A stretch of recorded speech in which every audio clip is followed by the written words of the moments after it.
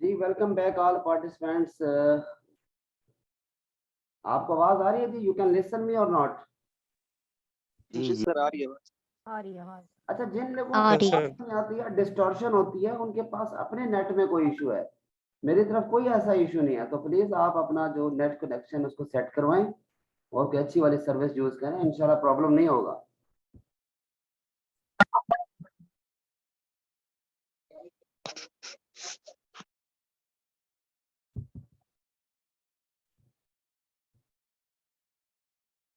और जब हमारी ये करिकुलम की पूरी प्रेजेंटेशन एंड हो जाएगी तो इंशाल्लाह मैं आपको ये पूरी प्रेजेंटेशन शेयर कर दूंगा। Don't worry about this. जी सर, थैंक यू। अच्छा जी, we were discussing that there are four components of elements of curriculum: aims, subject matter, learning experiences, and evaluation approaches. So we were discussing about the difference between aims, goals and objectives. हम अभी सिर्फ ये बताएंगे कि what is the difference between aims, goals and objectives. फिर हम ये बात करेंगे कि करिकुलम के एम्स क्या होने चाहिए। ठीक है, अभी तो हम जस्ट इन 3 टर्म्स का डिफरेंस देख रहे हैं। What is the difference between these 3 terms: AIIMS, goals and objective. Shafiullah साहब ने बताया कि एम्स नेशनल लेवल पे होते हैं, गोल्स स्कूल लेवल पे होते हैं, ऑब्जेक्टिव्स क्लासरूम लेवल पे होते हैं। वो उन्होंने बिल्कुल ठीक बताया, लेकिन इसकी मजीद एलेबोरेशन मैं आपको कर रहा था so that the concept may be very clear to all of you.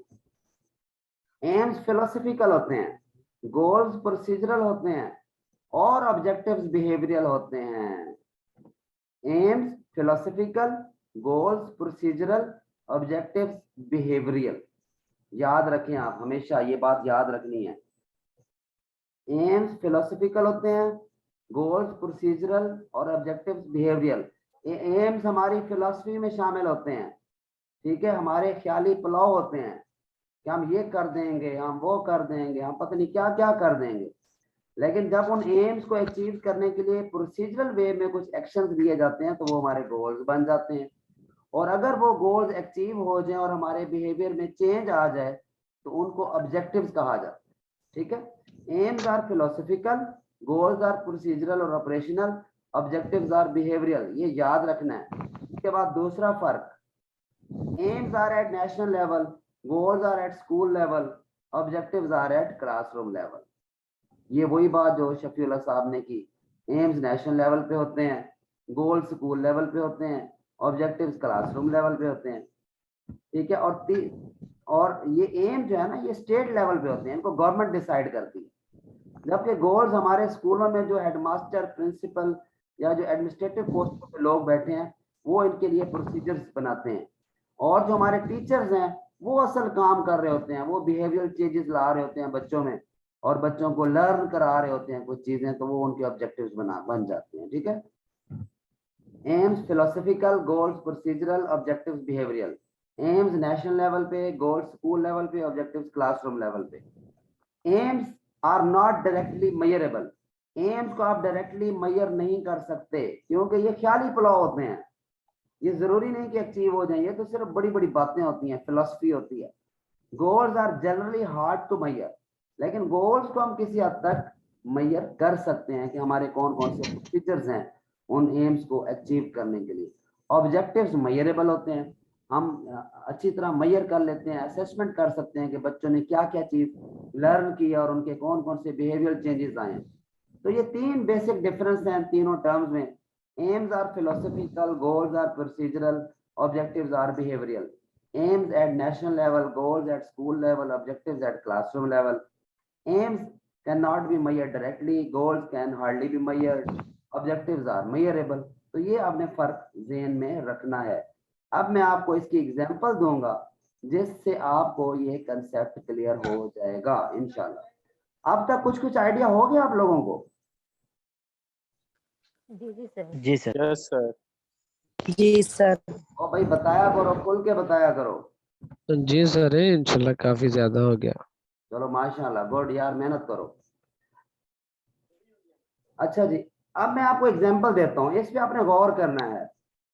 मिसाल के तौर पे हमारे गवर्नर साहब हैं, हमारे गवर्नमेंट लेवल पे हमारे वजीर आजम साहब हैं या चीफ मिनिस्टर साहब हैं, उन्होंने एक एम बना लिया, ठीक है, अच्छा, उन्होंने एक एम बना लिया कि पूरी कौम को कंप्यूटर का नॉलेज दे दो, हमारा बच्चा बच्चा कंप्यूटर जानता हो, the whole nation should be ICT literate और have knowledge of ICT usages, कि पूरी कौम को कंप्यूटर सिखा दो, पूरी कौम हमारी कंप्यूटर जानती हो।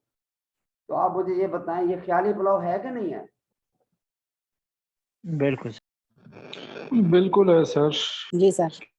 आप हर किसी को, बूढ़ों को, बच्चों को, बड़ों को, सबको, औरतों को, मर्दों को, सबको आप कंप्यूटर नहीं सिखा सकते, लेकिन उसने एम बना लिया कि आने वाले 10 सालों में, 15 सालों में, 20 सालों में, 50 सालों में हमारी पूरी कौम आईसीटी लिटरेट होगी। ये उसका एम था, ये उसकी फिलॉसफी है, ये उसका एक विजन है, इंस्पिरेशनल विजन ऑफ फ्यूचर, ठीक है, ये आइडियल वर्ल्ड है, इसलिए ये क्या कहलाया, एम। ये क्या कहते हैं भाई? हाँ जी ये एक स्टूडेंट का कमेंट आया है कि डेंगी ऐप से डेंगी मच्छर मारना भी एक एम है। तो ये पॉसिबल नहीं है, लेकिन गवर्नमेंट ने एम बना लिया है, टीचरों की सख्ती आई हुई है, ठीक है, चलें, this was just for the sake of fun. तो गवर्नमेंट ने कह दिया कि भाई पूरी कौम को आईसीटी सिखा दो, this is aim of the nation at national level.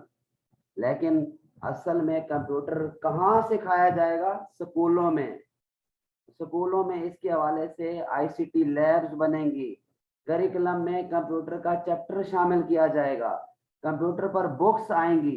तो ये प्रोसीजर्स हैं, ये ऑपरेशनल वेज हैं उस एम को अचीव करने के लिए। हमने उसी एम को अब स्कूल लेवल पे ले आए। जब वो एम स्कूल लेवल पे आ गया तो वो गोल बन गया। ये एम हम डायरेक्टली मेजर नहीं कर सकते, ना ही इसको अचीव कर सकते हैं, लेकिन किसी हद तक अगर हम तमाम स्कूलों में नहीं तो कम से कम हाई स्कूलों में, मिडिल स्कूलों में आईसीटी लैब्स बना दें, करिकुलम के चैप्टर्स बना दें, तो ये हमारा गोल बन जाएगा। इसी तरह जब एक टीचर बाकायदा तौर पे बच्चों को कंप्यूटर सिखाएगा कि ये हार्डवेयर है, ये सॉफ्टवेयर है, ये कंप्यूटर है, ये सीपीयू है, ये जनाब इसका कीबोर्ड है, ये माउस है, ये प्रिंटर है, ये विंडो है, तो बच्चे सीख जाएंगे, बच्चों के अंदर बिहेवियरल चेंजेस आएंगे, वो आराम से कंप्यूटर को ऑपरेट कर सकेंगे। तो जब वो ऑपरेट करना सीख जाएंगे, ये बिहेवियरल चेंजेस हैं, तो ये हमारा ऑब्जेक्टिव बन जाएगा कि हमने क्लासरूम लेवल पे तमाम बच्चों को कंप्यूटर सिखाना है, कंप्यूटर की स्किल देनी है। तो जब आइडिया था कि पूरी कौम को कंप्यूटर सिखा दो, दिस वाज एम, स्कूलों में लैब्स बना दो, दिस वाज गोल, क्लासरूम में बच्चों को कंप्यूटर प्रैक्टिकल वे में करना सिखा दो, this was an objective.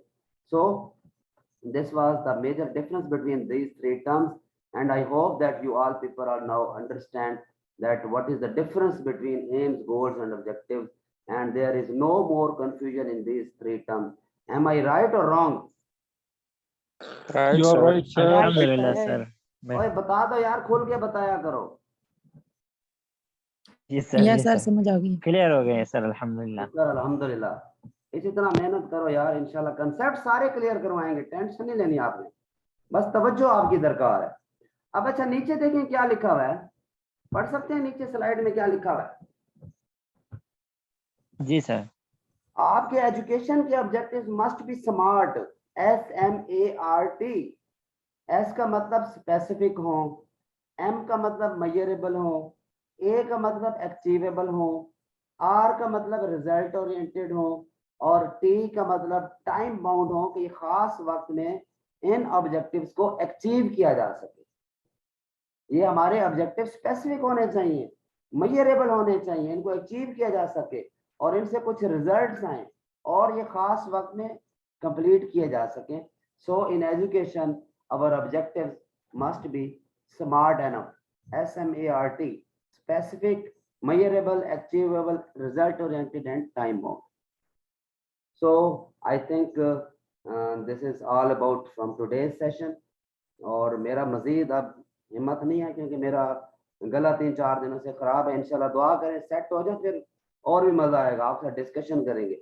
और कल हम इंशाल्लाह कल भी क्लास लेंगे और कल हम इंशाल्लाह टैक्सोनॉमी पढ़ेंगे, cognitive domain, affective domain, psychomotor domain, solo taxonomy. ये हमारे ऑब्जेक्टिव्स की डोमेन्स हैं, इनको हम अंडरस्टैंड करेंगे इंशाल्लाह कल।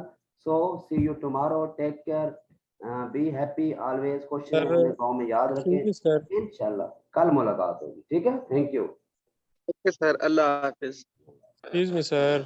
ओके भाई, अल्लाह हाफिज, शुक्रिया।